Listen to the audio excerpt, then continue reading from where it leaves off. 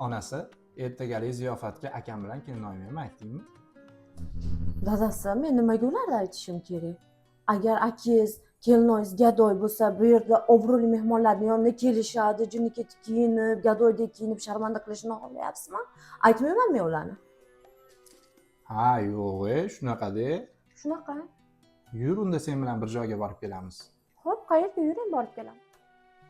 Bu yerga nimaga kelganimizni bilasanmi? Bu yerda sen bilan mendan ko'ra 1000 marta boyroq, 1000 marta obro'liroq odamlar yotishibdi.